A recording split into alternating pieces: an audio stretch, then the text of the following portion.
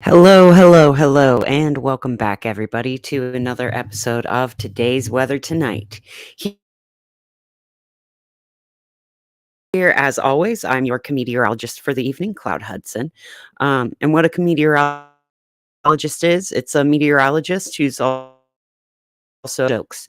Um, like, you know, what is a meteorologist but a kid who took looking for shapes in clouds so seriously that they said, I think I could go pro with this. That one looks like a dog. That one looks like a snail.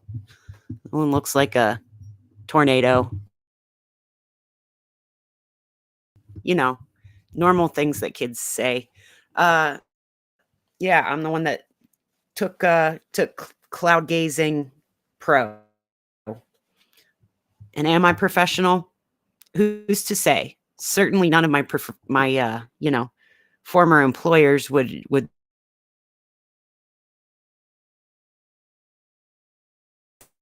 say they're professional and start off with I usually ground to way beyond space, but right now I would like to just note a very interesting shape that we're seeing in the clouds today. Very weird little L shape. Do we see this? Are we seeing a giant L shape in this cloud today? The L shape really highlights the fact that these storms that are moving this way but shaped vertically, they're not doing as much flooding damage as these storms that are moving this way but also shaped this way. Now I'll clear that up just so we do have a flood warning here, in which county, it's not going to show me, where Memphis and Turkey, Texas are. And we've got a tornado watches in this area, special, severe thunderstorm warnings and special weather statements into Oklahoma. But really down here in from San Angelo all the way to Palestine, Texas, we are looking at some pretty high reflectivity rates. This one over here near Trinity, Texas is looking gnarly, looking like some pretty large hail is gonna come of that storm. Actually, let's see the oh wait, we don't have it. Current hail. Yeah, looking like we are seeing some hail into the possibly 1 to 1.5 inches size here. Looking at some other possible hail cores here and here. And by here, and here, for those hard of hearing listening, I mean near Junction, Texas, near Eden, Texas, Paint Rock and Bollinger, Texas, and up into Haskell and between Haskell and Throckmorton, Texas. There's also a little bit of hail possible here in Magnum, Oklahoma. Now let's see, our 24-hour hail paints a different picture. This will show you everywhere we got some pretty severe hail yesterday. That's kind of in a C shape.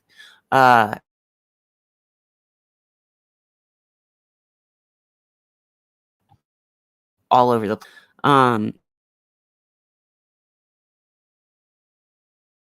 it's some vertically integrated liquid.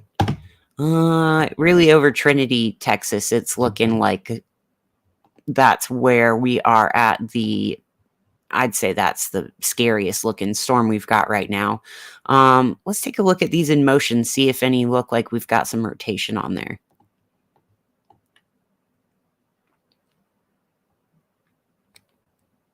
Possible. I see why we've got tornado watches up here into the panhandle of Texas. It looks like that has more potential for arcing around, having some good inflow, feeding the storms, as well as some potential rotations.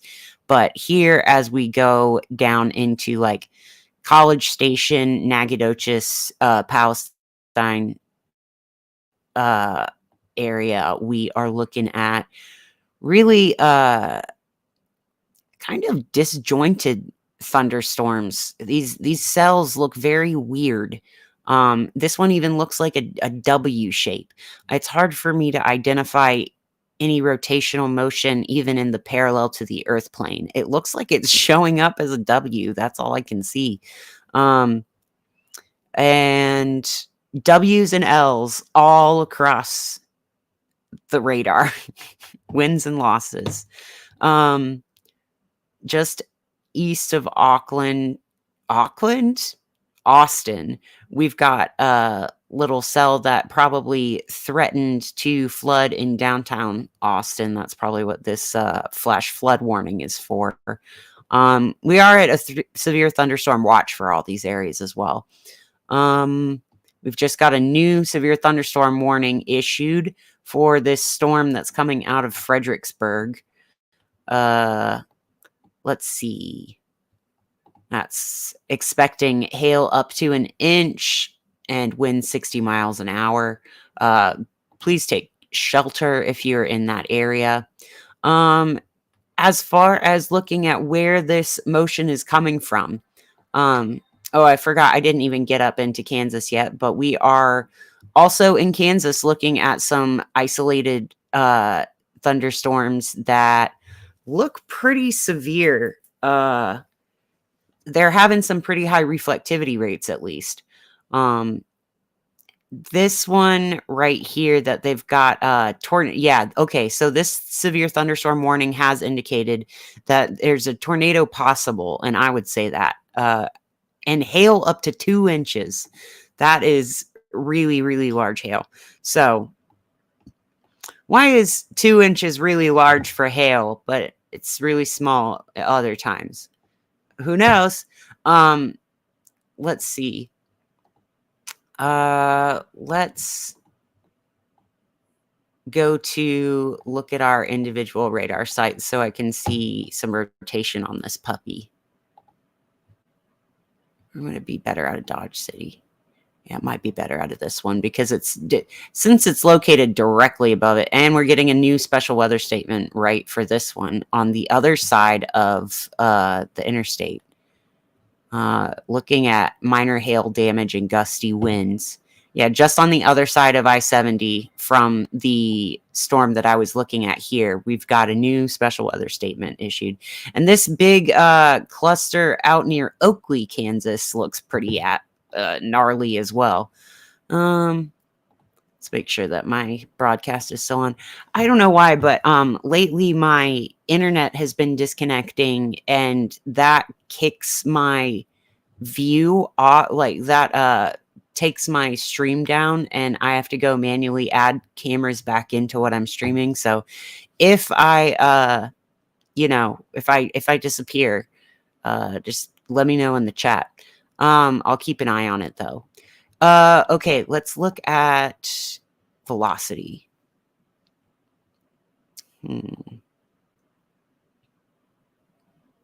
Oh, that looked like it wanted to start something there. Look back here when it's south of Grove City. That looks like it wanted to be a velocity couplet there, but it didn't quite manage to hold on to its rotation. Let's see if it looks that way out of a different radar site. It's kind of on the edges of perceptibility.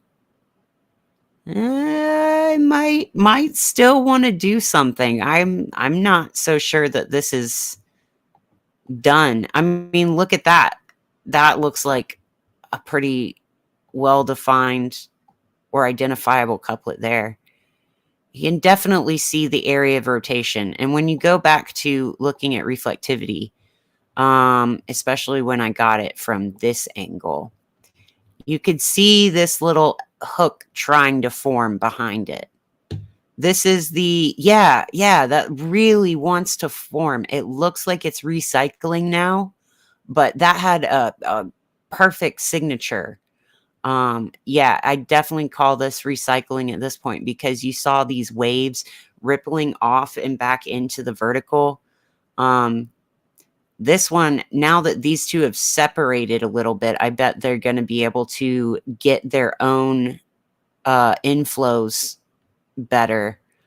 So looking at a possible nocturnal tornado in Kansas. We are under tornado watches there as well. Now, as we get up into Nebraska, we're getting into the more traditional heavy rainfall thunderstorm system, but not looking too scary as far as tornadoes go. We don't have any tornado warnings or severe thunderstorm warnings. We only have severe thunderstorm watches, though the special weather statements we've got issued here do warn for hail and wind gusts up to 50 miles per hour. So keep an eye out there. And it's not looking like it slows down even as you get towards the Colorado border. It's like, I think the spawn point for this part of the system is ramping off of the Rockies just over Colorado Springs. Let's see. Let's go back to looking at everything at once.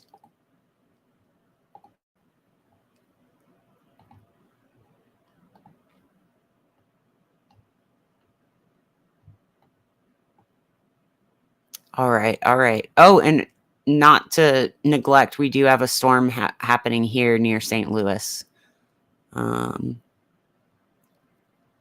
not as weird as this big C. I mean, this big L. Was looking at this, thinking it looked a little bit like a backward C, but this is a really well-defined L shape that's quite odd. Now, right angles aren't unnatural. They are just usually a brief state in between. Like, it's part of the process. It's not an in-state variable. It doesn't usually, nature doesn't like to usually have things this shape, but there are things like the stem of mint plants and the angles that a tree trunk will make to the ground. There are lots of things that are naturally orthogonal or in right angles or squared off. But I just personally haven't noticed this shape a lot before. Quite weird. Yes, speaking of weird weather, this will transition me into the news. Let's get this in the other tab.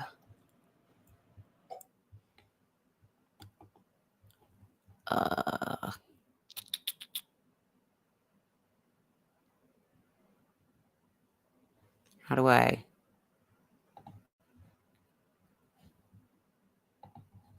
get this into the other window? Okay, I'll just copy and paste.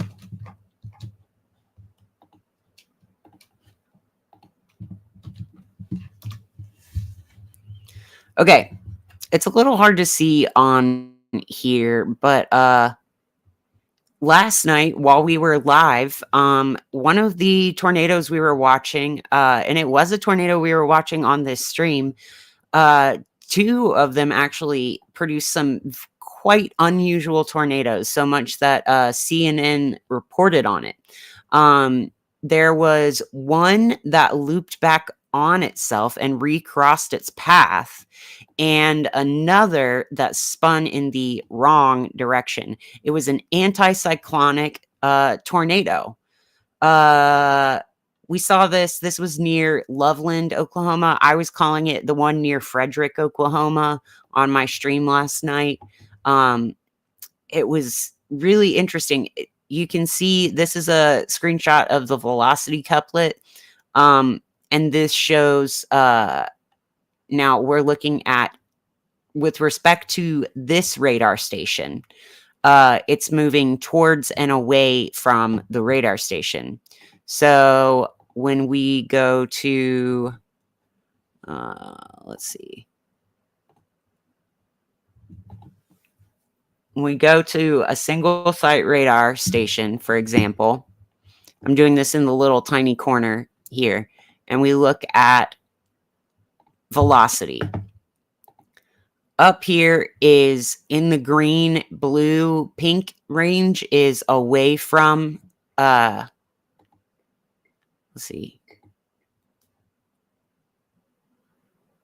No, that's towards. I always get it confused because it's in negative, but towards the radar station, and red positive would be away from the radar station. So in this picture, red is going away from the radar station, so it's going this way, and green is going towards the radar station this way. That means that this right here has a clockwise spin. That is known as, in the northern hemisphere, that's known as anticyclonic rotation, because that's usually the shape that a high pressure system would take. That's usually the flow that would like not sustain a storm. But last night we had such slow moving, stationary, unstable thunderstorms that we were able to produce some quite rare atmospheric phenomena. So it'll be really cool to get to study this this event last night in greater detail.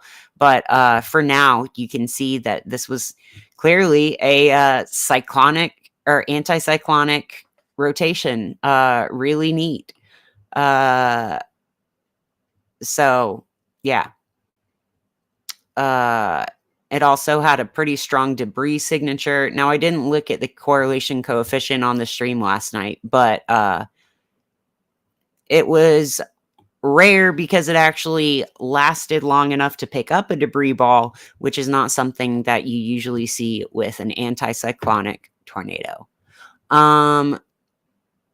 Let's see. Let's start with checking on our volcanoes. Okay. I want to go back to having the big radar on.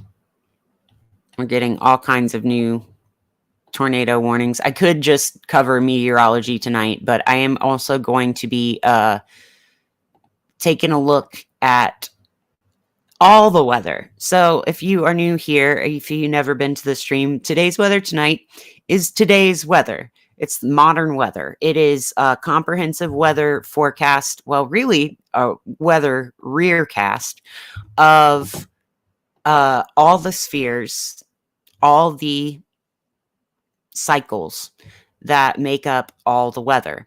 That goes from way deep inside of the earth to all the way above the planets. So I start with checking the volcano activity. Okay. So the eruptive activity of, oh geez, looks like Kamchatka has exploded. The eruptive activity of the volcano persists. Weather cleared up, leading to the opening of the Kharon area, showing a gas steam column with a height of approximately 2 kilometers above the Kharon dome. On April 24th, the elevated seismic activity began, and it's gradually intensified that night. So this is the big ashen steam plume we've got coming out of one of the domes there in the Kamchatka Peninsula of Russia. Look at these instability waves right here too. I want to see if I can zoom in on this. Oh, I can't really. It won't. No, don't. I don't want to share on WhatsApp. I don't even know what that is. Okay. Okay. Do you see these little wavy lines in here? That is an indicator of an unstable atmosphere. Usually a cloud level will be pretty well defined, but these are undulating clouds that show that there is a great deal of area vertically that has the same meteorological conditions. If a cloud could form equally as easy up here as it could up here, there'll be a line connecting them, and that's what you see, the little wavies. Really cool cloud formation, really beautiful. And you see it kind of, it's steam, obviously. This has energy from the volcano, has heat energy from the volcano, making it be able to punch through that layer where normally cloud formation would halt. This has more energy in it, so it can punch through that top and get a little bit of a cumuliform cloud up here. Really, really cool cloud formations there. Now, that's not the only reason that volcanoes are part of the weather. The volcanoes also contribute to stratospheric cooling effects from when there are injections of hot ash or really cooling ash above the troposphere. And there's vertical mixing involved that gets the ash circulating in the upper levels of the atmosphere that acts like a sunscreen, basically. That was something noted with the 1800s eruption of Krakatoa. But I digress. Let's keep going with our volcano report, because we still have Mount Ruang erupting, and that is the volcano that has been sending lava bombs onto people's houses. That is not good. Lava bombs are just what they sound like. It's chunks of lava that are large enough to stay cohesive in the air to travel great distances. I believe the report yesterday was between 3 and 4 kilometers away from the blast zone. Like, that is how far the blast zone was. These lava bombs have been spat out and rained down on people's houses. It is a lot less infuriating to see a lava bomb on people's houses than it is to see a real bomb on a man-made bomb on people's houses, but the destruction is the same. You drop a fiery bomb on somebody's house, it burns down. So that is why there is an exclusion zone around Mount Ruang. Now, they also have pyroclastic flows making it to the ocean, and there's quite a bit of a large sulfur dioxide plume extending over 1,000 kilometers. They've drifted over the Celebes Sea and Borneo Island. They reached flight level 080. Moving northwest. Okay. Volcanic ash to flight level 450 and 630. That's way up there, moving northwest. But the volcanic emissions at flight level 80 moving southwest. So that is to say that there are multiple sulfur dioxide plumes making their way through. Oh yeah, here we go. I wonder if they have a picture of the plumes on here. So evacuations continue in Indonesia's Tagalondong Island. People have been evacuated from their homes because there's lava bombs happening. This is in North Sulawesi province. So really unfortunate, people having to leave families and kids and taking all their belongings. You can see the volcanic materials being spewed in this picture. Thanks to, who is this? Reuters. Thanks to Reuters. Yeah, that's a That's a scary sight if you live there. You don't know how long the eruption is going to last. You just know you have to get out. They will be rehoused. The airport is shut down. There's people with aid packages there. Let's see.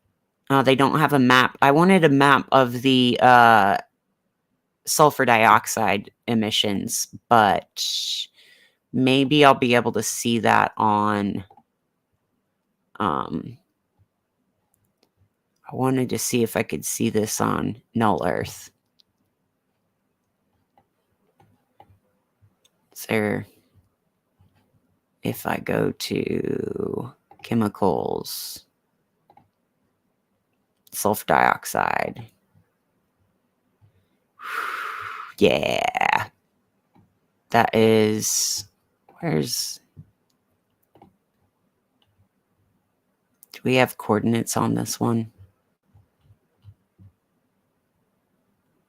I think it's...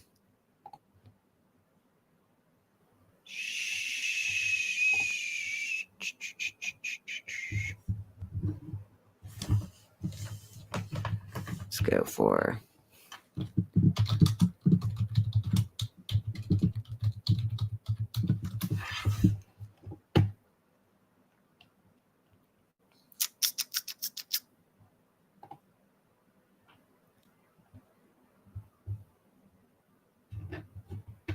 Thank you guys for sticking with me. Welcome back to Today's Weather Tonight. Anyone who is just joining us.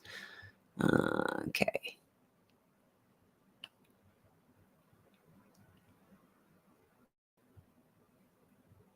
Okay, which island in Indonesia is this? It's that little one. Okay. Oh, the one that's right between Indonesia and... Okay. I want to make sure I'm showing you guys the right locations. Okay. This is where Ruang is erupting. This sea right here. Now, let's see. Sulfur dioxide surface mass isn't only from eruptions, but there's also actively erupting volcanoes throughout Indonesia. This is just the one that is new. So let's take one more look at the rest of the volcanoes erupting. We've got Lewatobi still erupting and Semeru still erupting. Ground seismic activity detected at Semeru. We've got no volcanic ash emissions observed at Santiaguito. Fuego is still going strong. Nevado del Ruiz has new volcanic ash emissions. Sangay has up to flight level 210, really high volcanic ash plumes. Reventador emissions possible. Sabancaya intermittent emissions. Unknown observed volcanic ash at Tonga Islands at Tofua. Let's see if we see this on the... Well, I certainly see an increase in sulfur dioxide output. Let's see. And Dukono is erupting, and Mount Ibu is continuing to erupt. And of course, Mount Ibu is in which little dongle of it? Think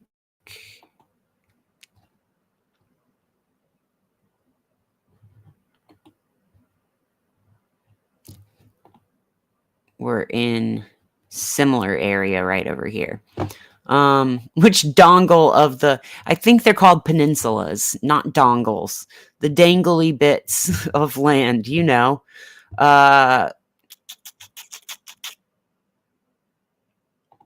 Yeah.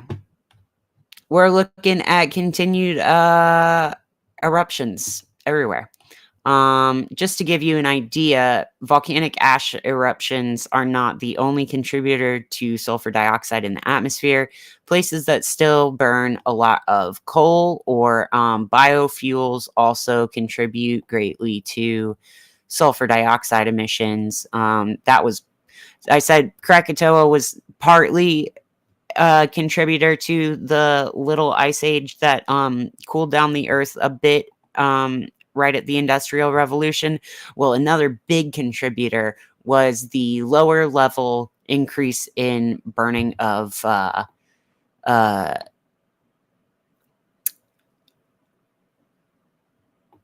biofuels, coal, the burning of coal um, in the Western, so-called scientific revolution. But yeah, you can see there's a lot of little hotspots all over the world that give off their own sulfur dioxide emissions, including up here in Iceland, in Reykjanes. You can see all of their sulfur dioxide emissions are swirling into this low right here. And then this is where we've got a string of actively erupting volcanoes. There's a volcano here, here, and here, all erupting something fierce. So contributing to a lot of sulfur dioxide mass in the atmosphere. Let's go now to look at our earthquakes.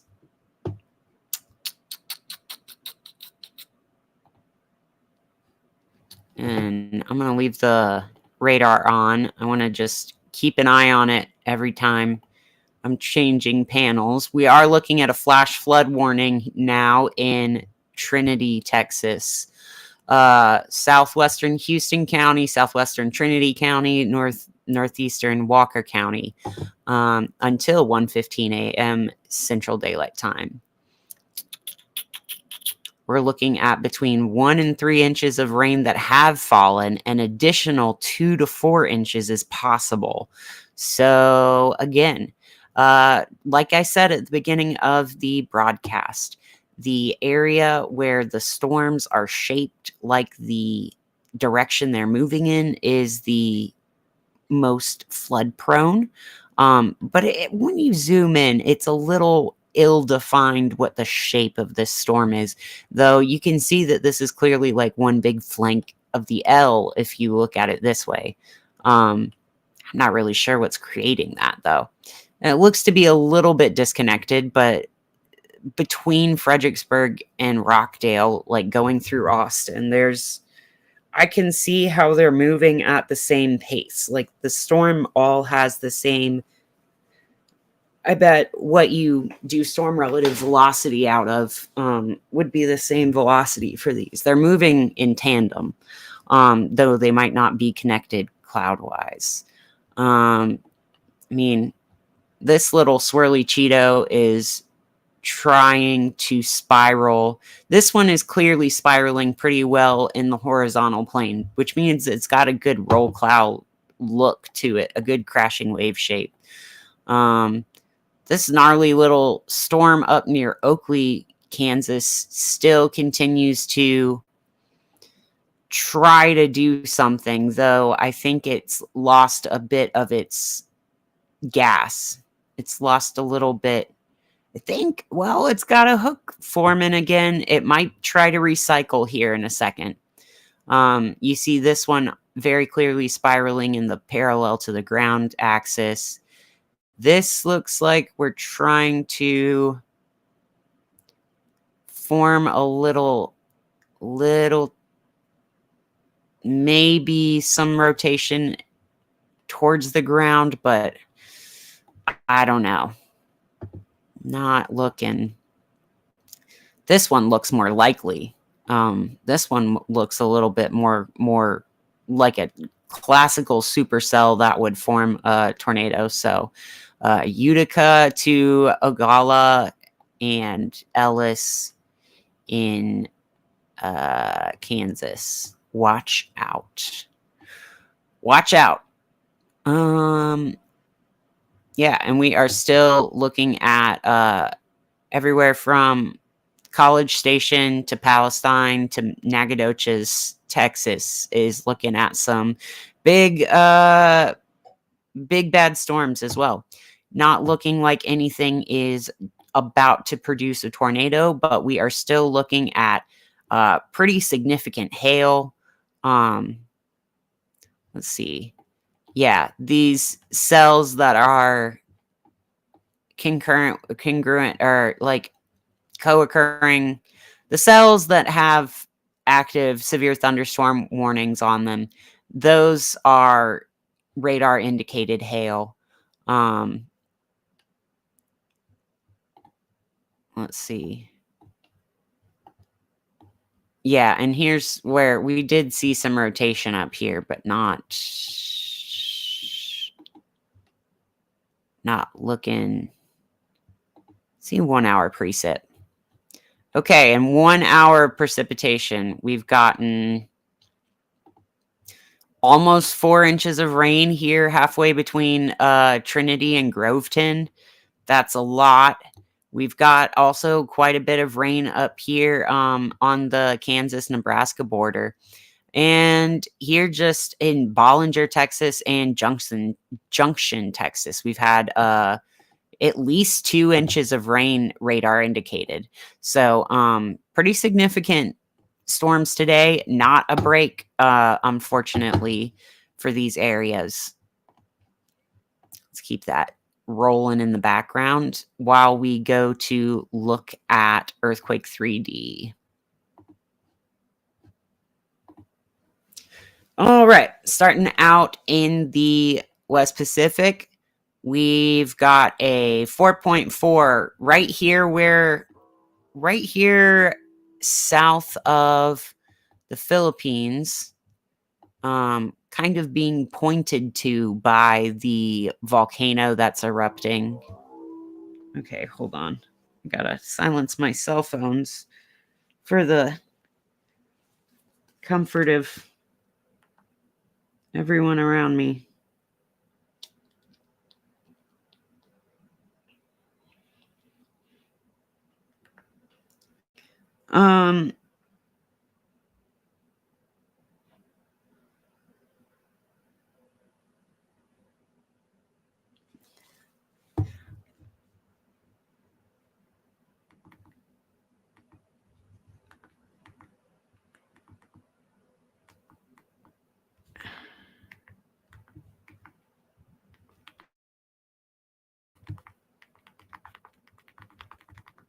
Again, a reminder that I do have a flip phone, so it takes me a lot longer to respond.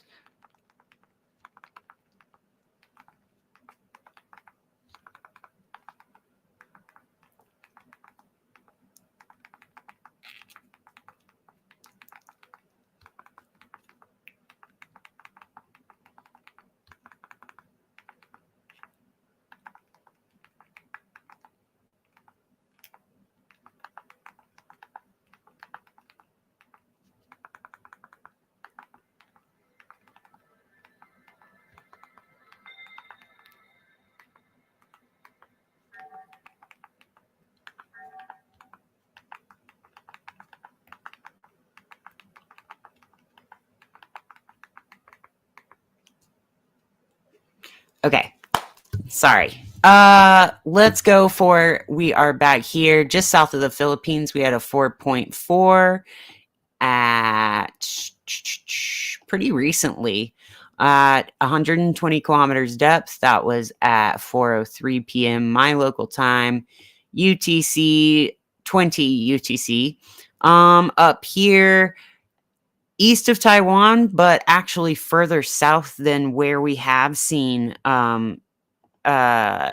the center of earthquakes in the past. 4.8 at 10 kilometers depth here, southeast of Thailand. Or not Thailand, Taiwan. Oh my God, sorry. let's see, south of Japan, we've got a 4.0 at 394 kilometers depth. That's right where the Mariana Trench goes up into the little arc, like the peak of the arc of the uh Honshu Peninsula? No, the main island in Japan. Then going down into the Banda Sea, we've got a 4.7 and a 4.6, and they were about, when was it? About 8 hours apart, and both at, the first one was at 172 kilometers depth, the second one was at 121. So this seemed to be coming out of the ground. We've got more earthquakes in Australia proper now. We've got a 2.7, a 2.0, and a 3.1, all centered around this, is it Adelaide area? There's, oh, maybe that was an anomaly. No, that was real.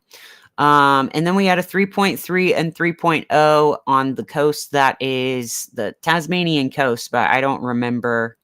It's the coastline that faces Tasmania, but I don't remember what that one's called.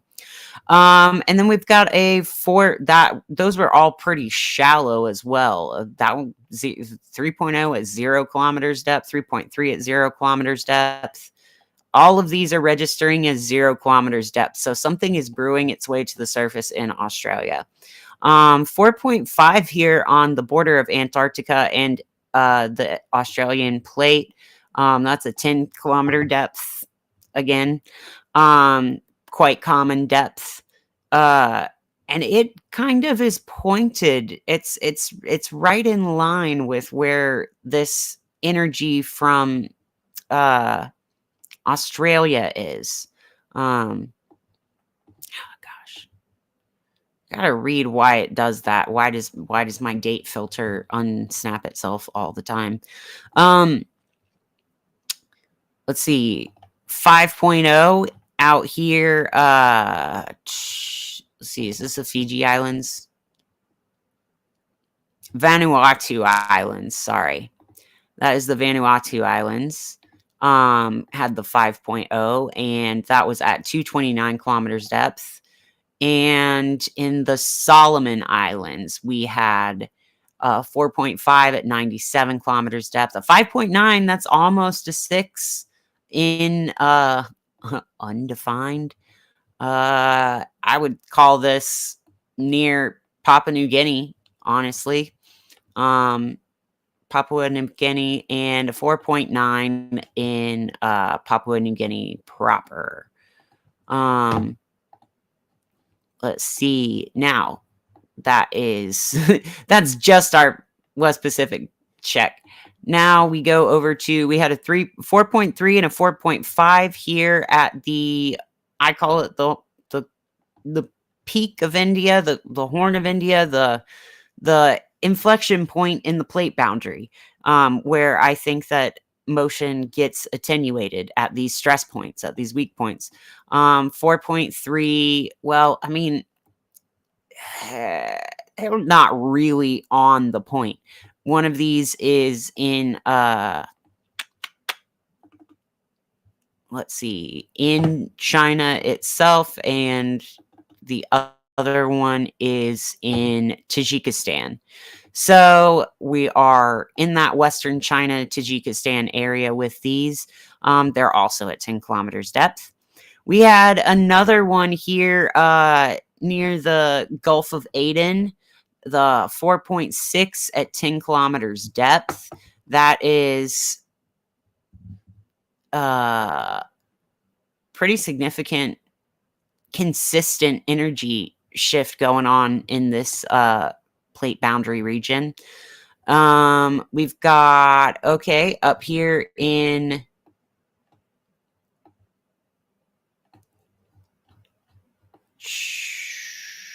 this going to count as Romania? Where is this? 4.3 and a 4.4.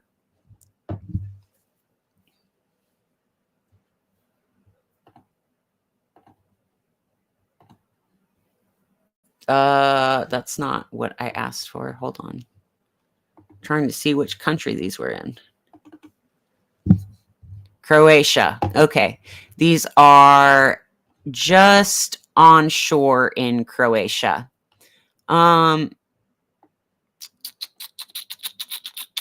Just onshore in Croatia there. Those are at 10 kilometers depth, of course.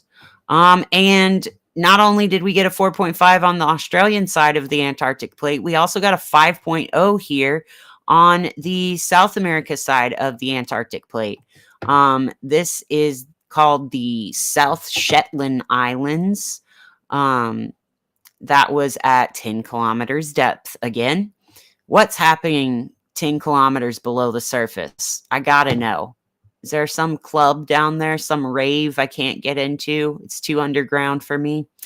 Okay, a 4.5 in Argentina. We have 5.1 in Peru. That is 1 kilometer. Oh, that's 10 kilometer depth. And then a little stack of 4, 5, and 5 at about 100 kilometers down, those registering in Chile. Let's see. Then we've got another, we got a 5.1, a big one out here just due east of the little Bahamian plate, this Puerto Rico Trench, I believe it is called, Leeward Islands area. You can see how they're all clustered around Puerto Rico, but go back to one day. Thank you. But this 5.1 at, again, probably 10 kilometers depth. Yep. That's pretty significant. And which island is this near? Barbados, right next to Barbados, right offshore of Barbados, actually. Now, as we move into the United States, of course, we have quite a fractured fault system in both California and Texas at this point. New Jersey, we've got a 2.6 and a 1.9. Those are still aftershocks from that big one a few weeks ago. We've got another one here in, I want to say this is in Arkansas, not Missouri, but let's see. Probably still New Madrid seismic zone. Okay, Ridgely, Tennessee. So it is right in that New Madrid seismic zone. And God, so many earthquakes in Oklahoma and Texas. You can barely see them, except for when it's compared to California. California is just the king of earthquakes. I really do believe that something is unsettled in that land. Look at even just the twos. Yeah. Big stacks of tremors all across the California-Mexico border. But not looking big until we get offshore here.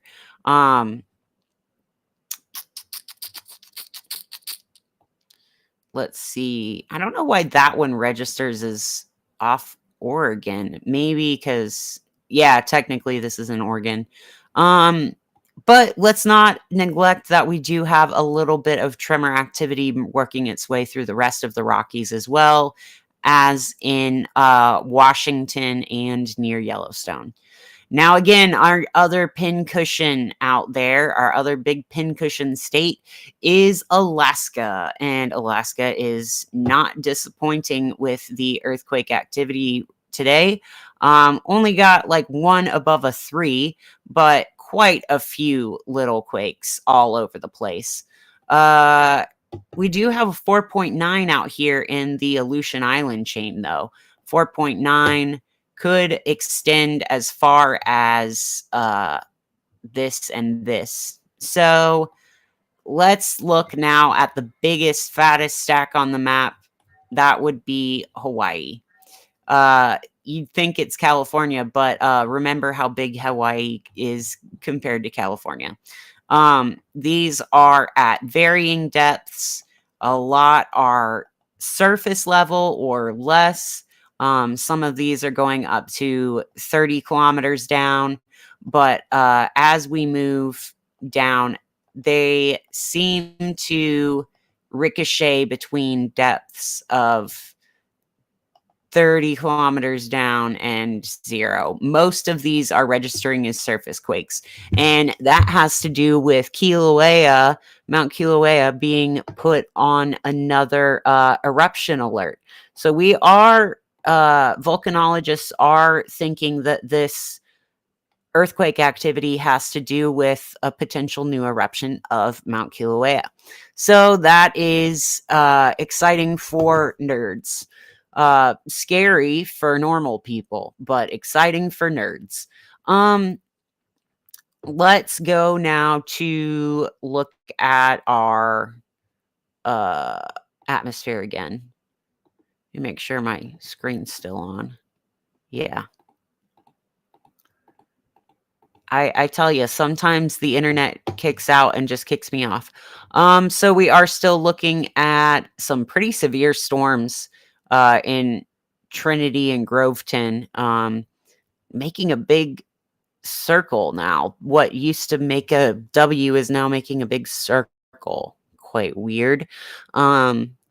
We've got some continued severe thunderstorm warnings up here. Even though the reflectivity is going down, it looks like it is cycling into a new branch here, kind of spawning near Tribune. Oakley is just getting pummeled by, just when you think the rain stops, another one pops up, which makes a lot of sense because this area has experienced what's called entrainment a lot this weekend, this past week. It's Wednesday and I'm still calling it this weekend. That's because the severe weather has not stopped since Friday out here. Entrainment is a thing that it's the word for when a pattern of weather sets itself up to keep going. Like if we get a lot of flooding in an area, if we get heavy continued rainfall in an area, you're more likely to continue getting rainfall in the area because there's more moisture in the local air mass and in the ground to contribute to the continuation of storms. You can think of like how the lake effect snow works, where the Great Lakes become mini oceans that provide moisture for the storms to continue propagating. Well, when you've got the entire Great Plains states inundated with months worth of rain in one weekend, that kind of acts like a little lake that acts like a new water body for this to draw on.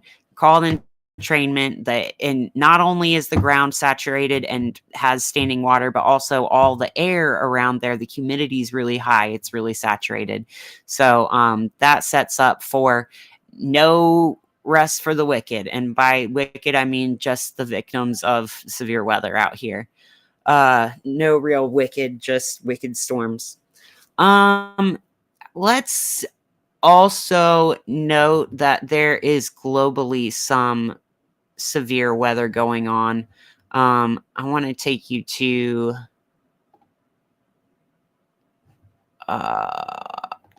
Zoom Earth now. And see, because this is what it looks like in the United States. But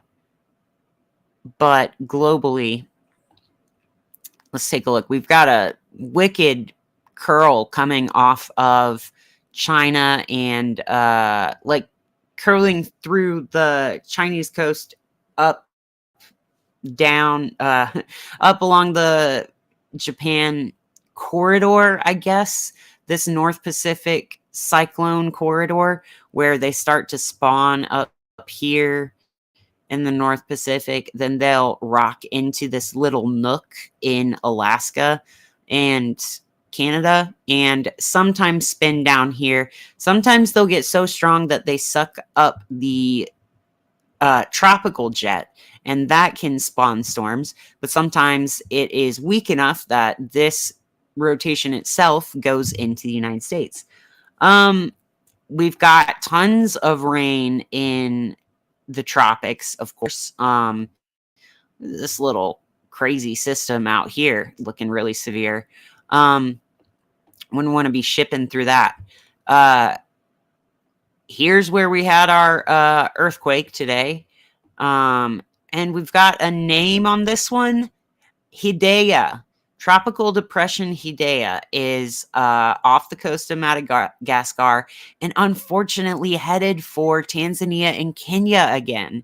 And that is just terrible news because just like Oklahoma, Kenya has been like worse than Oklahoma. Kenya has been facing deadly floods this week. Actually, for like the past week and a half or 2 weeks, they've had so much rain that over 100 people are dead or missing between Kenya and Tanzania.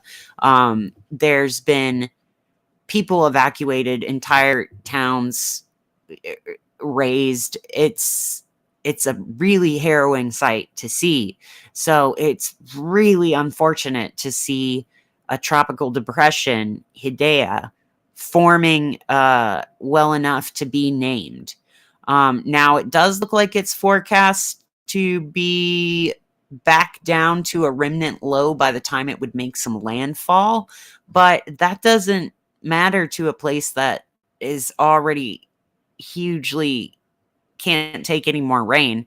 And speaking of can't take any more rain, Kazakhstan and Russia have also been, they're typically desert-like climates that have been really flooded with rain this spring.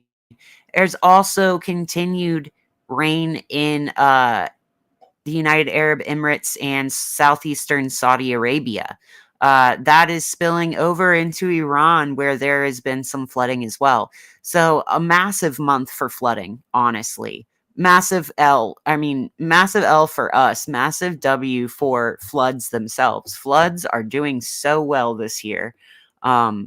People, not so much, but the floods are winning. Maybe if you could turn into a human flood, then maybe you'd do well. We're even seeing lots of precipitation up into the Black Sea, into the Alps, and of course in the British Isles. And let's see. That is what I think that's what I want to leave it on. Really unfortunate, really beautiful patterns, really unfortunate circumstances for all these places that, I mean, I was talking about it a few weeks ago. It's really weird to get a nice, like, southwest to northeast pipeline of moisture from the tropics going over the Sahara, like being drawn into the Asian continent by way of Saudi Arabia. That's kind of weird, and you would expect you do expect different zonal or different longitudinal meridional winds. You do expect a wind change around monsoon season here in the Indian Ocean, but this is just a little bit weird. Okay, let's go to look at our rainfall totals.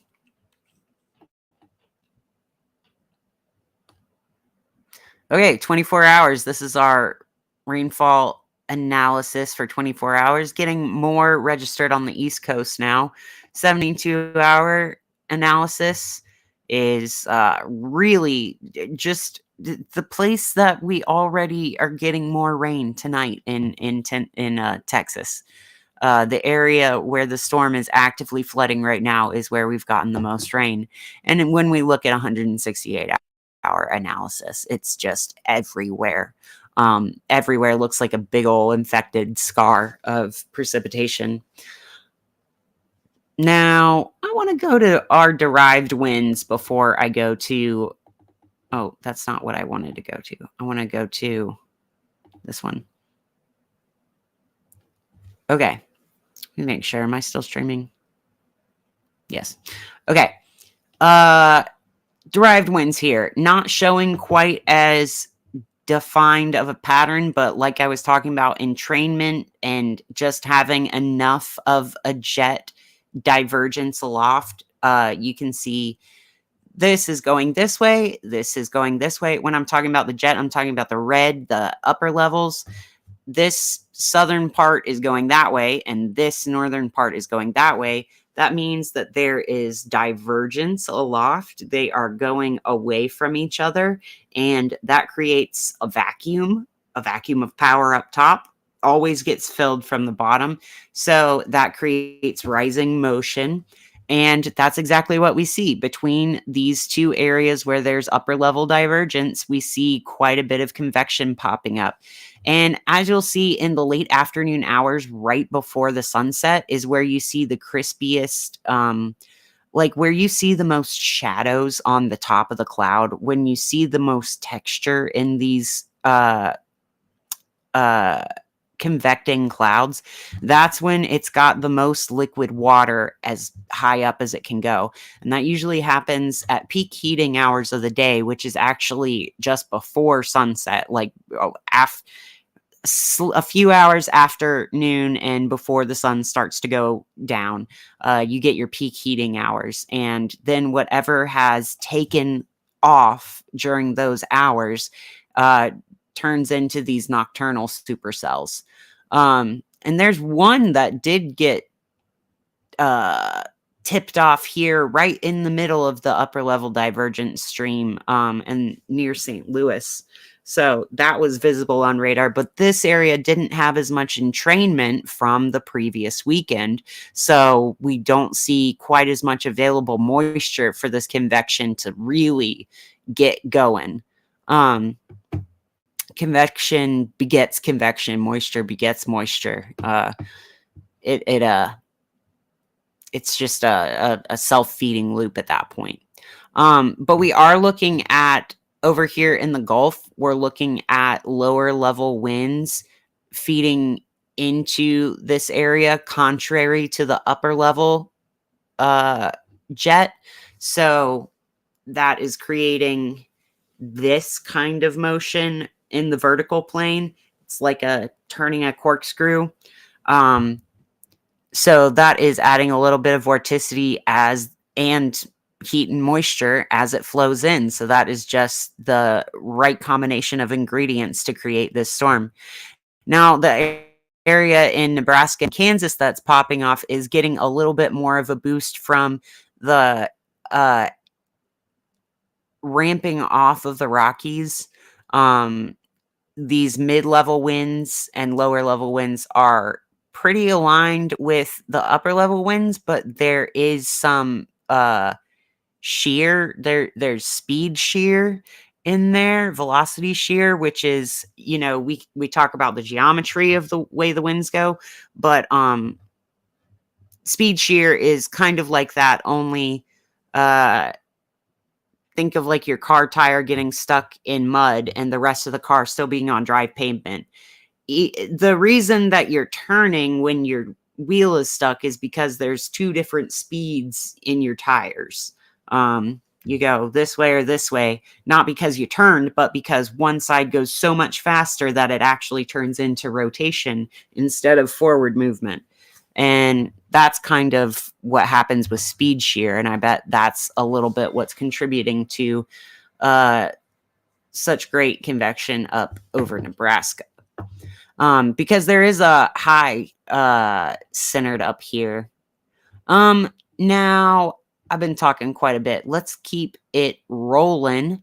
Let's keep it rolling and go into checking out our Schumann resonances for today. We're going to look at our sonogram. All right. And for the past 24, 48 hours, we've quieted down considerably on the Schumann resonances. You do see here some of these looking like vocal tone patterns. You know, when I talked about how your voice, this is basically a readout of a voice that our eardrums are too small to hear. It's mostly a drum machine type beat with lots of vertical and horizontal lines. The horizontal lines being a steady tone like ooh, and the vertical lines being punctuated like percussion type thing like like that's what the vertical lines are. But when we see a little bit of a wave shape, a sine wave shape, or these unique little blips at random frequencies, that's what's more like words rather than beats in a drum machine. There was a little bit of a power burst here today, and some injected into mode 4. We had quite strong mode 2 activity yesterday, actually. So let's look at our frequencies, see if any of them went up. Well, we're going up a little bit with mode 2 especially. Mode 1 is sitting a little higher than average. Higher average is 7.83 hertz, and average for mode 2 is around 14. Average for mode 3 is around 21.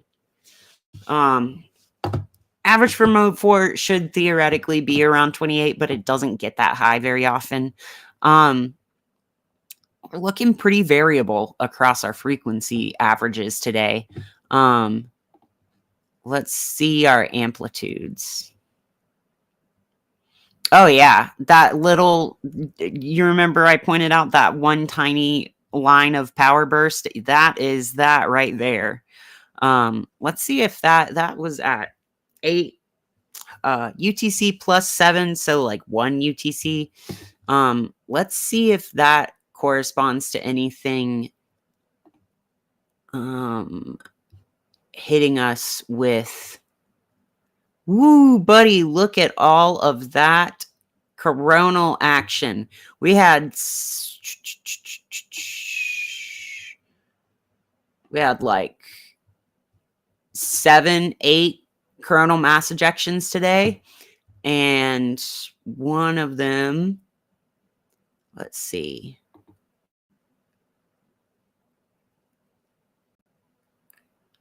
that's not the one I want, but let's look for this.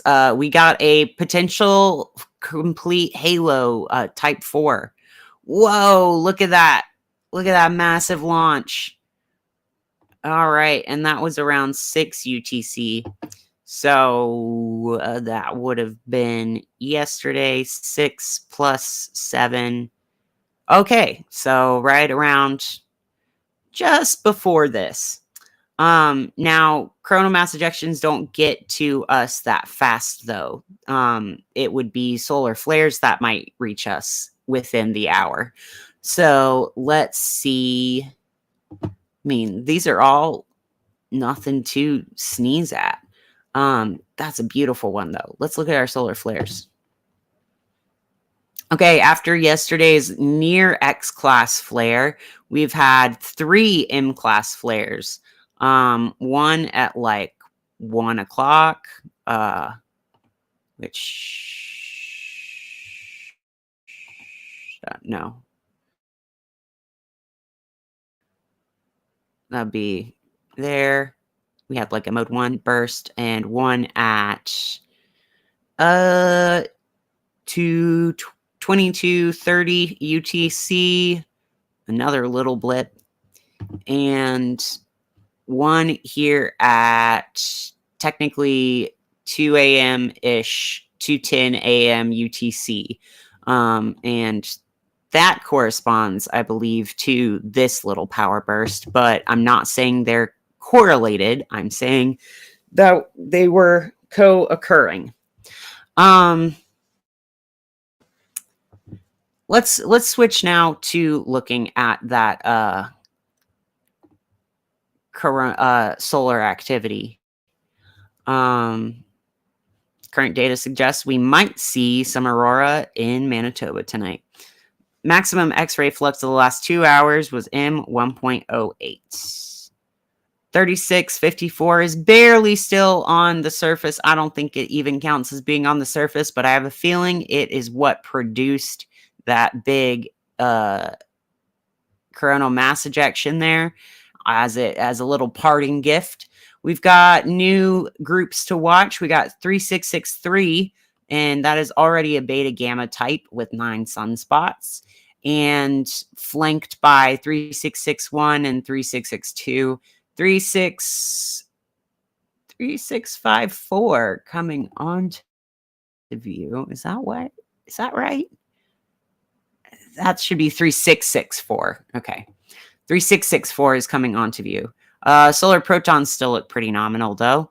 Moderate flare went with a radio blackout. This flare went with a radio blackout. And this flare with a radio blackout. R1 level, not a big one. Pretty minor. Let's see. Our solar wind is medium high. We're looking at like 340 to 350 kilometers per second. That's medium for solar wind. We had some density spikes actually here at like 3:30 UTC. And that is 72 minutes ahead. So 72 minutes after that. Actually, this density hasn't gotten here yet. So this density is about to get here in maybe another 30 minutes. We're going to get hit with some dense plasma.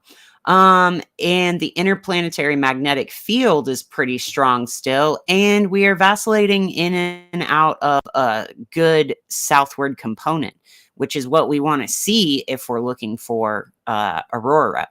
And the magnetometers in Europe have been going crazy today. That is really, really a lot of coherence between the different latitudes in the magnetometer data. Looks like if this spot went offline for a little bit today in Canada. Yeah, look at that. We really peaked. And then Australia looking boring. Let's see a space cam. Let's see a webcam.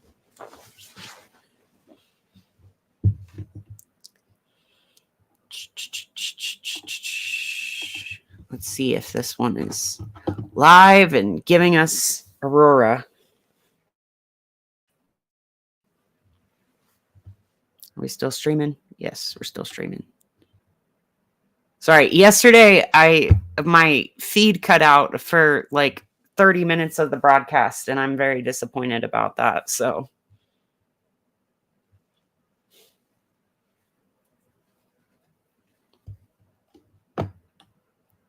all right, sun hasn't quite set enough to see anything out here. Go back, like, yeah, it's still a little early in the night to see anything from Manitoba, but it looks pretty clear. Clouds are broken, so looks like if we saw something, this would be a good night to see it.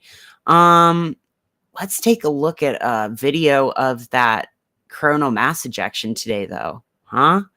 Wow. Okay.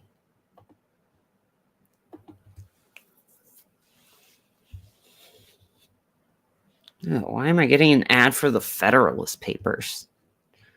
Wasted money. Not your target audience. Okay, I think this is where we're going to get the mass ejection from. Oh, and here's a nice ropey filament. There was a flare. There was an ejection. Oh, I don't want to say that was it. That was the flare and the ejection. Okay. Let's take a look at it from a different bandwidth. Wavelength. This one you can see the arcing between a lot better. A lot more of the sizzling, the dynamic electrical storm nature. They're really magnetic storms, but okay. Looks even less impressive on that one. Let's see.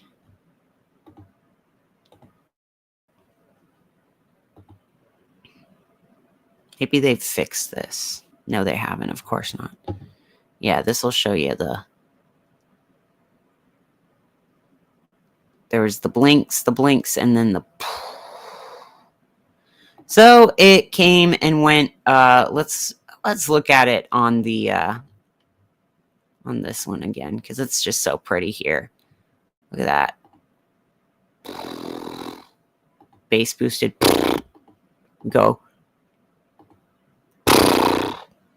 Beautiful. Okay. Now that we have done that, let's see if Enlil is... Oh, that's not what I wanted to click on, but let's take a look at our solar sunspot progressions. Standard curves, combined method. These are our actuals. This is where people are predicting that we might already be at solar maximum. Some think that it could continue to go up. Some think it will go down. Predicted peak was supposed to be around 2025, but there's been some speculation that peak will be reached in 2024. It's already higher, much higher. We are already much higher than we were in the last solar peak of 2014. Let's see. I wanted to go to Enlil. Yeah, there's that coronal mass ejection. So will there be a component, an Earth-facing component?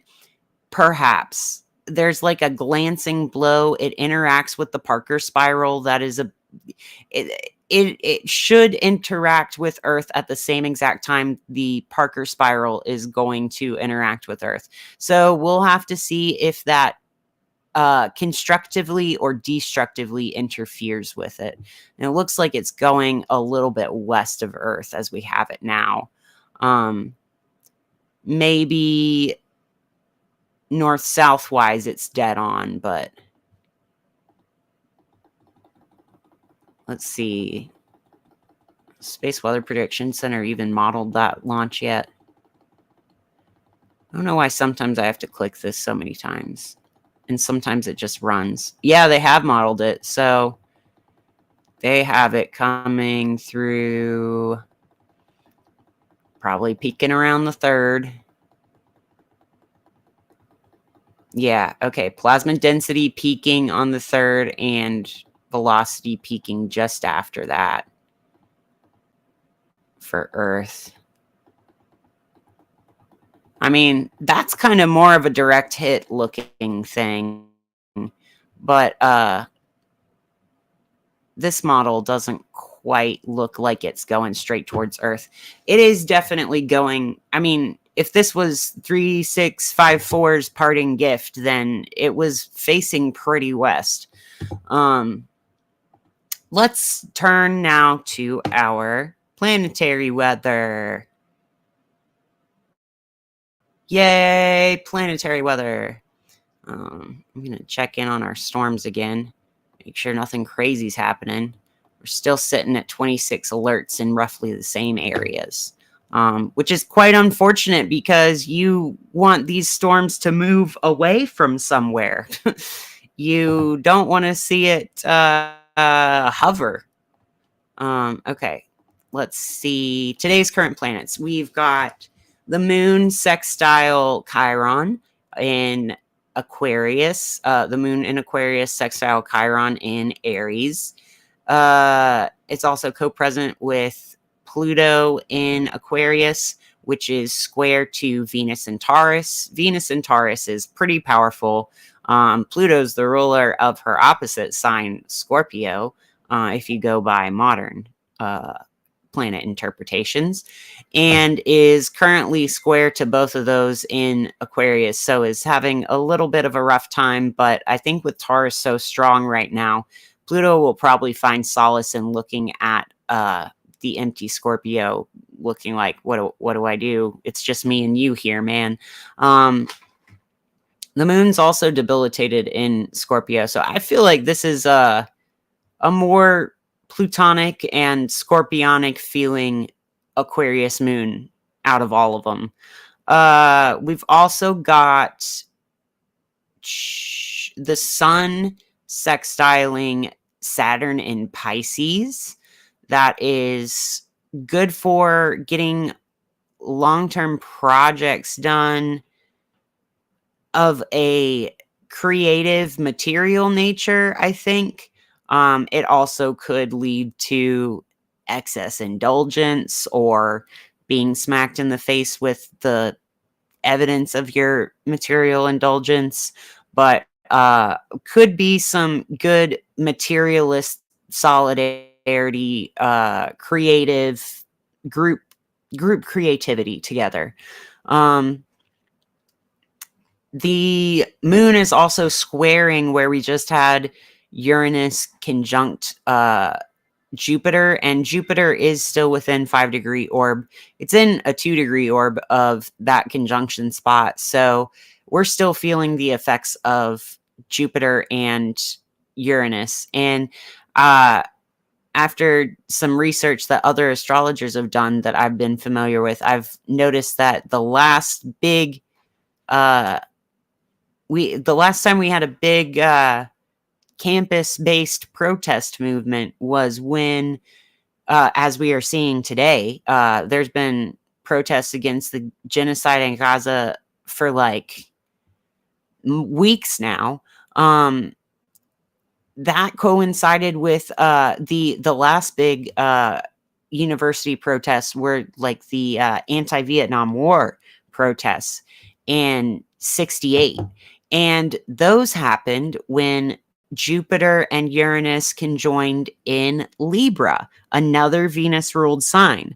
However, this is happening in Taurus, which is the earthly Venus ruled sign. So this will probably be a little less about politics and changing the mental landscape of everything and more about changing the tangible landscape, the materialist landscape of what it means to be anti-war.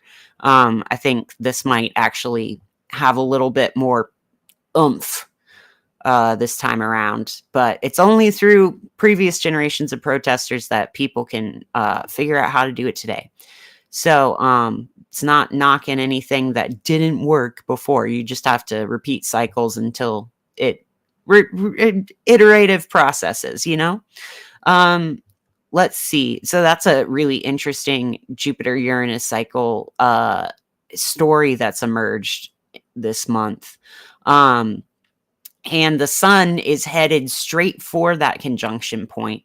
I believe it'll get there around May 15th, May 13th, 14th, I believe.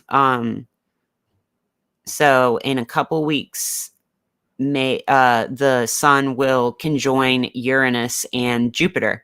So that will be, I think that's when whatever the story of Jupiter-Uranus cycle has been, it's going to peak in a couple weeks, I think, when the sun joins those two planets.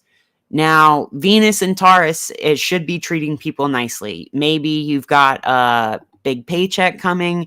Maybe you just had a windfall of job opportunities. Or I don't know, somebody cleaned out their closet and gave you some really nice clothes. This is a time for material beneficence, being a benefactor, being a good contributor to society. All of these very generous, but not generous out of self-hating, but generous out of a feeling of abundance and that there is no lack. I'm not going to lose something if I pass it on to someplace that it's in larger need. In fact, the spirit of abundance that Venus and Taurus is here for is one where the more is exchanged, the more is exchanged. The more that you give, the more that you get, and you actually cannot give away as much as you ever will receive. Though you can try, and that'll speed up how much more comes in. Let's see. Also got Mars in Aries sextile Pluto in Aquarius. So what I was talking about, this being a very Plutonian Aquarius moon, is I think helped by that really strong Mars in Aries. We don't just have the feel good woo woo kumbaya kind of thing going on with a Taurus stellium and 2 outer planets in Pisces. We've also got fiery Mars co-present with a newly direct Mercury, making these aspects to the moon and Pluto. We've got some real put your money where your mouth is kind of aspects right here. I think that this fiery Mars is going to fire up the Pluto and Aquarius story pretty well, but Pluto is about to go retrograde in Aquarius and head back towards, I miss those days of when I was in Capricorn. Now I got to be in the Aquarius thing. But yeah, this is a Mercury day. We started this broadcast in a Mercury hour, I believe. No, we started this broadcast before a Mercury hour. And probably the reason it's gone on almost an hour and a half is because it's a Mercury day and a Mercury hour during the middle of the broadcast. I can't shut up. It's a Mercury day and a moon hour. So I am actually feeling the aches and pains of the day's work setting in right now.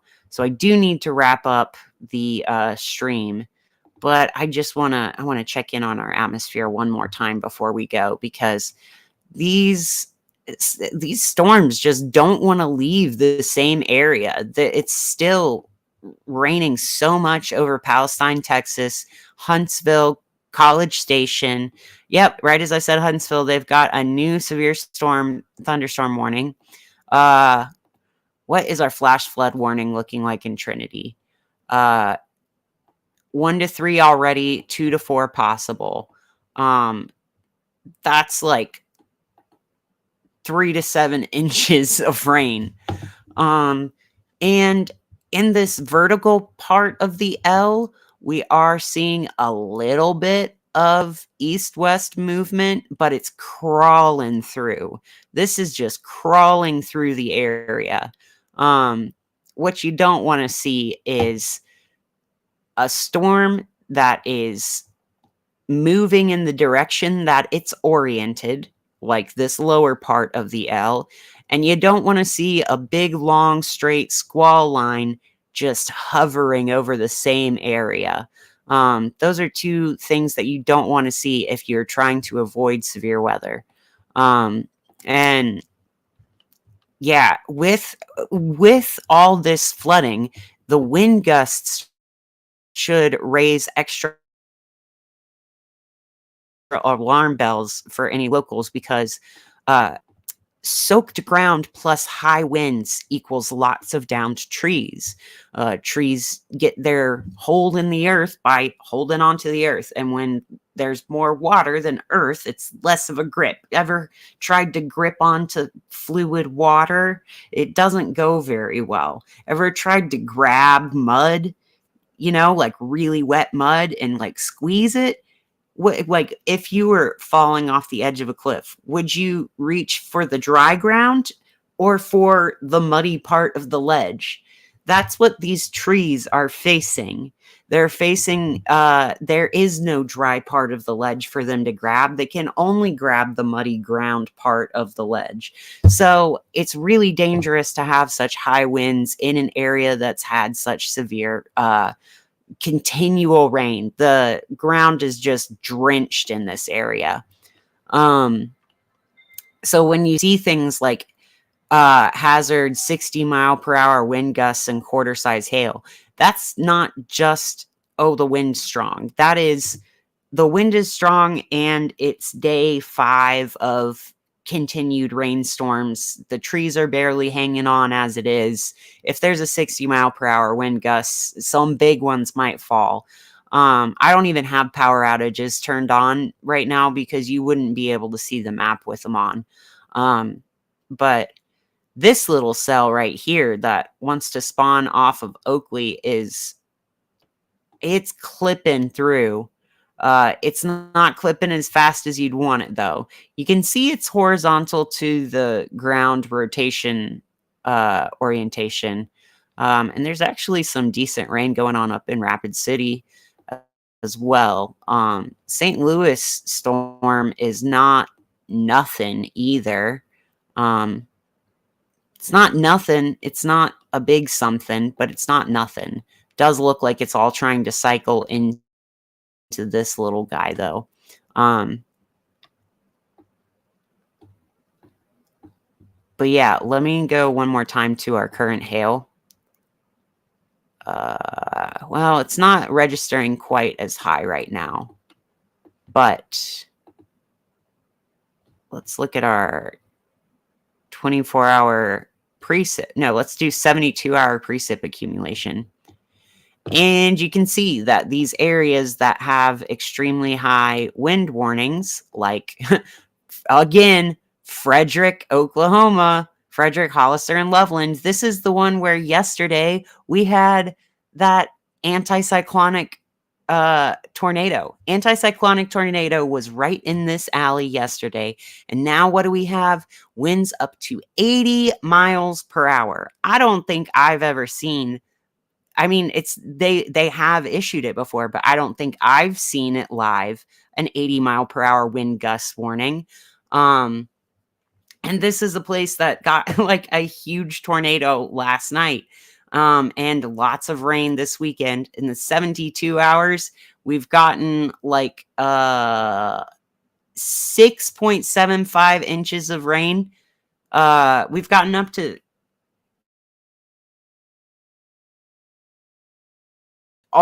this weekend in this little strip. And what do we have here again but another little cell that wants to do something? I'm going to have to go to single site radar before we sign off because it can't be that we're doing it again. Southeast of Lawton, Hollister, Frederick. Frederick has its own radar site, so let's go ahead and look at it.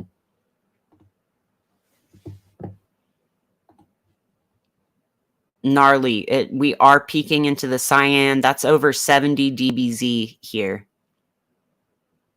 And it looks like we've got converging air masses because we've got two different lines of motion. Well, kind of. We've got this northward component and this eastward component meeting up. And there's your reverse. There's your 90-degree angle, but in reverse, your L shape in reverse.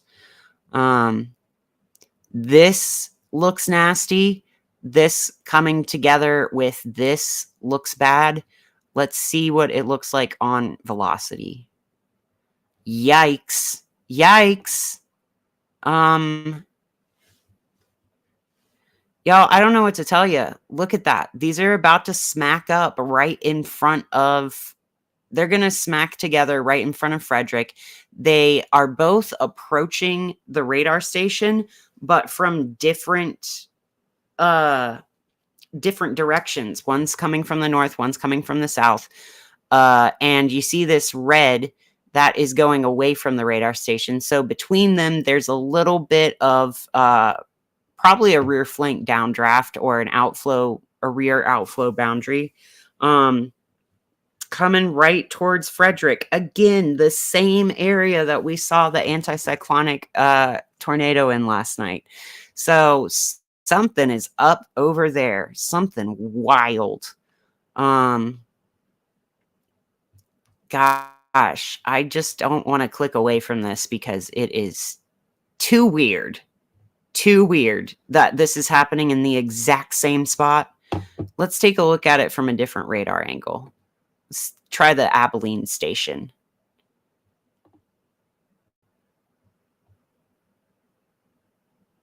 That's not going to show very well. But it does look like there's a center of rotation there, doesn't it?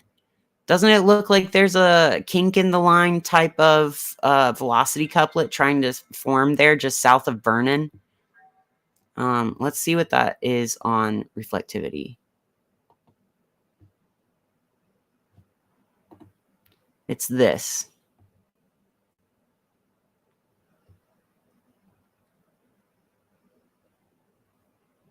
That. Okay. So as we spiral, we're definitely spiraling in the horizontal to the ground area, and then it looks like it's tapering downward. Feel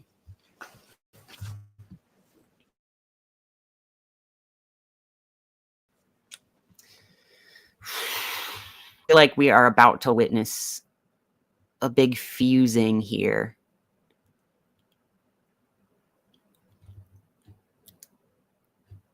Let's look at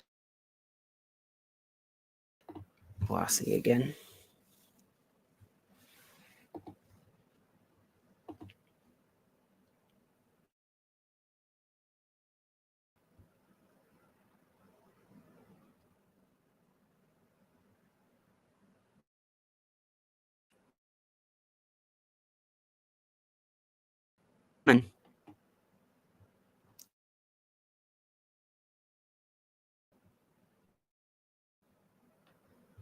They just got a new special weather state.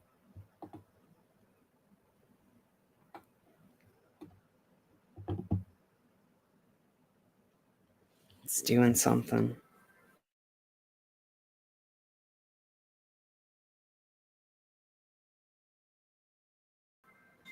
Well, while we keep in, go ahead and pull some cards.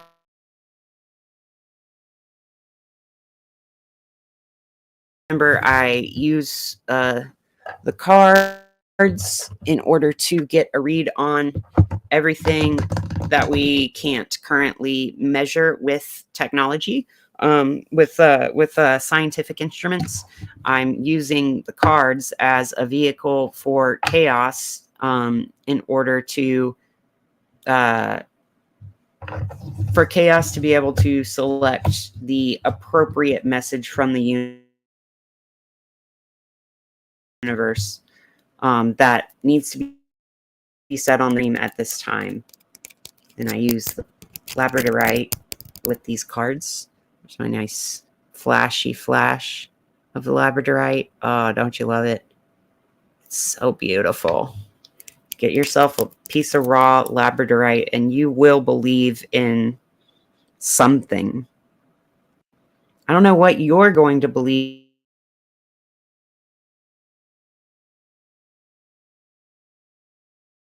in.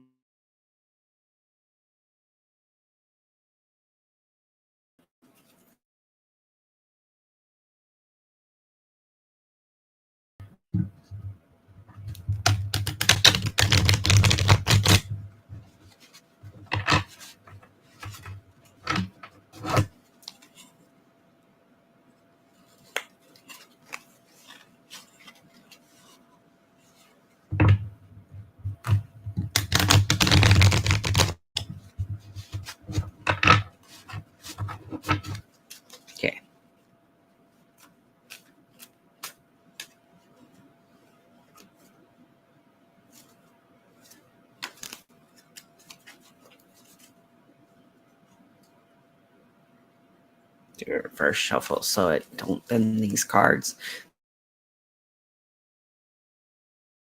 These are my oldest cards, and they also are the lower quality card stocks that I've got on, but they are holographic, so I like that a lot. I enjoy that they are shiny.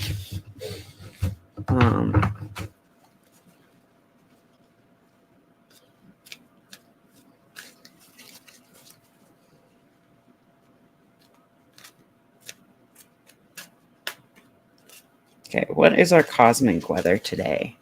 What's the weather coming from everything beyond the planets? Everything beyond the planets, beyond our solar system, beyond what we can see with the telescopes.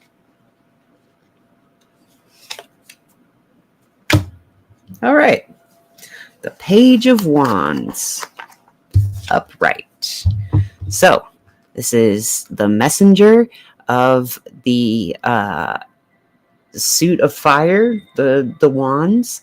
He's dressed in mostly masculine color, and in this deck, yellow is a masculine color. This is the beginning of a new venture, of a new action-oriented phase in your life.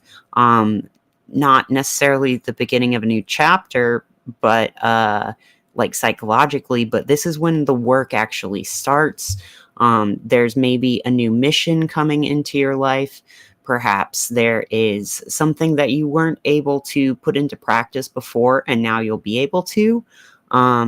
There's actual material to burn here. You've got the wands now. You can do the magic. We've got, he's looking up. He's looking upwards. He's hopeful. He's got salamanders on his jacket. That's implying some flexibility of an amphibian. And looks like he is coming out of really deserted mountains, but the weather doesn't look too bad. He's in the desert, but he's not too hot. Looking mighty happy to be on this journey. Possibly an evolution of the Fool, but now he's got a mission. The Page of Wands definitely got something to say. Maybe even like he's a protester. He's holding up a sign. Look, he's got his little sign up. Very good. Very good message. Thank you, Cosmos, for that. Let's do the liminal space deck now. All right, folks, I am keeping an eye on that radar. Looks like those two air masses are trying to converge right south of Frederick.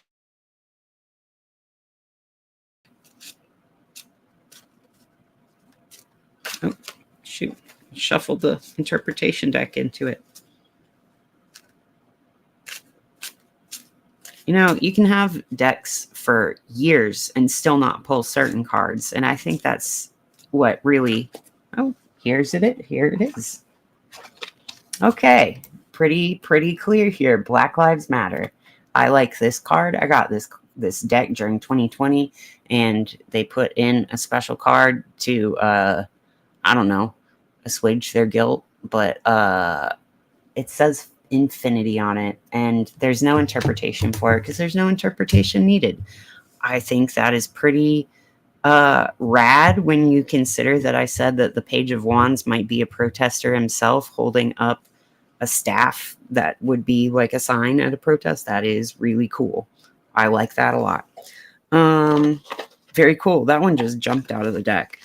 Right when I said it's weird that you never pull certain cards. Very cool. And let's see what goes with this from our affirmation deck. Oh, guys, I think this is going to turn into a tornado over here in Frederick. I just really feel that happening right on top of the radar station, honestly. Okay. Not trying to rush through these card pulls. I'm just trying to make sure that we stay on top of the weather too. Let's see what this cosmic weather reading finishes out as. How do protests work? How does the magic of community coming together to say stuff work? Happy May Day, everybody. Oh, duh, that's what this reading is. It is International Workers' Day. Happy May Day. Thank a union local when you can. All right. Well-being is my natural state of being is the name of this card. It's got some horsies in a field. I know they're called horses, but horsies sounds more jovial, fun, and playful. Calling them horsies is good for my well-being. And this card says, reach for the feeling of well-being first, and everything else will fall into place. Be selfish enough to follow your bliss, and you will tap into the natural, pure, positive essence of you. So, I think that's how protest works, is you have to fix your own life, and it'll resonate outwards. Reach for the feeling of well-being first, and everything else will fall into place. That outward world is a mirror for what's happening in your inner world. And when you decide to align those inner feelings with what you would want to see in the outward world, you're going to be able to see a world where Black lives really do matter as much as they matter to the hearts and minds of millions. You're going to be able to see places where paint on a sign actually does change someone's mind. We're going to feel like a frolicking herd of horses frolicking through the field. I just want y'all to see this nice spread. I think it's so gorgeous. A really great message for tonight. Put that here. Might use this as a thumbnail. I don't know. But let's go ahead and check back in with our storm, because, oh boy, I have a feeling. I got a feeling this ain't gonna be too good. Look at that. It looks like it's forming a velocity couplet right before our eyes. Yeah, because these are coming from very different steep angles into Frederick. I think this is spinning up. Let's take a look at it on radar, or on reflectivity, I mean. Yeah, as these two converge, it looks like they are trying to spin into something here. Now, it might get choked off because of this little lobe of precipitation here that's like hovering around Electra. That looks like it would be cutting off the inflow for where this rotation would need to take place. But again, this is a lesson in resonance and vibes, and why your internal state will reflect outward and upward. The way that entrainment works in the atmosphere is the way that vibes and revolution and well-being and abundance work in the world. You have to set the tone. You have to match the pitch of the tone that you are tuning to. And this area has had a tone and a pitch of very weird rotational weather in the past 24 hours. This is an area that is almost like entraining itself to have tornadoes. And look at that. A little teeny tiny hook signature is forming right below FDR. Oh, Frederick. I was going to say they named it after FDR. Let's see this on velocity again. This is why resonance works. This is how resonance works.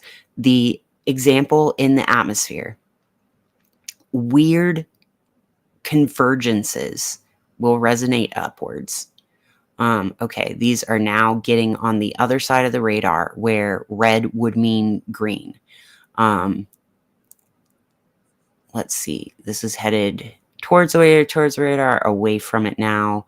This is headed towards the radar. Getting a little sucked in here, not really seeing the this is where our best circulation appears. There are little waves in the wake. Let's see. Yeah, and it's again as we go from Frederick to Hollister. Something in this field. Oh, look at that. You can definitely see the lobes. You can see the lobes right here. Look at that. Lobe 1, lobe 2. Look at that. That way and that way. This is getting air from all the way back here. This is getting air from inside the storm back here. And that's centered right there. So when we go to velocity, looking right there.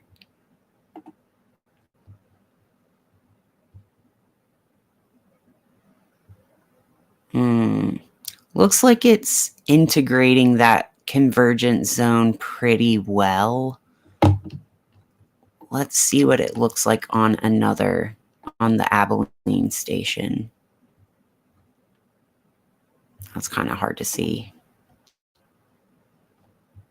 It's a little bit in a hole there. Nah, I can't really see it from that one. See it from Oklahoma City.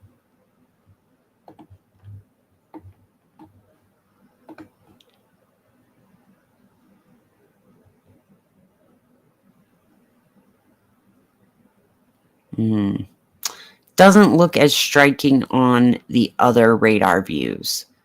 However, not convinced that that means nothing's happening.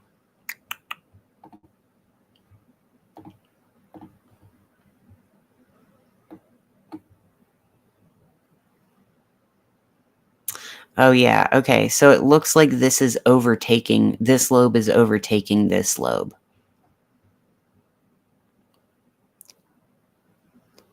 And it splashed up and over. This is giving this system a little bit more lift now. It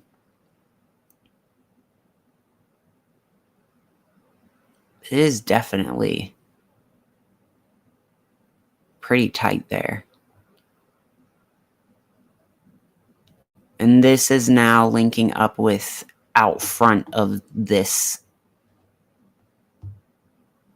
Okay. I'm a little less concerned now. But I at least got to talk about resonance and inducing resonance in the community around you. I think that's a very important lesson, that just like entrainment, just like how entrainment works in the atmosphere, where when you get a certain weather pattern, it tends to persist itself. That is also how abundance and healing and well-being and peace work in the world. You heal yourself and the world gets better. And if the world gets worse as you're healing yourself, maybe you're not healing yourself. Maybe you're just soothing yourself in different ways. Healing doesn't always feel good. It can feel pretty painful, actually. Like when you have to go get your limb reset after a break. You have to make sure you're healing it correctly, or else it's just going to nag you forever. Man, these really high DBZ values coming off of Vernon, though. I don't know where all that energy went. It seems to be getting sucked in and obliterated. It's quite odd. Let's see what our specific differential looks like.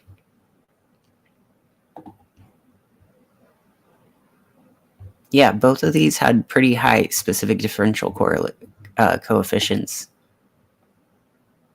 Let's look at our correlation coefficient.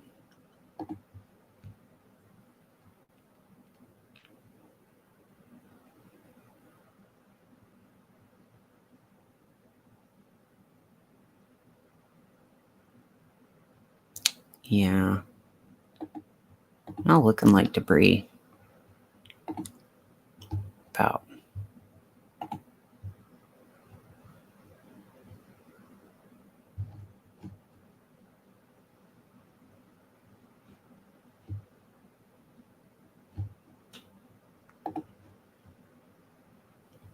Looking really haily.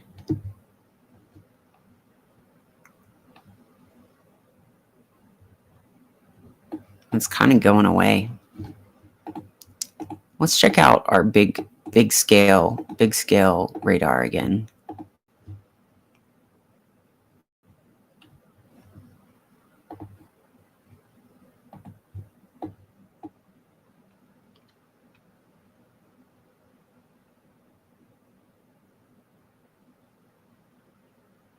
You can see it kind of dancing, like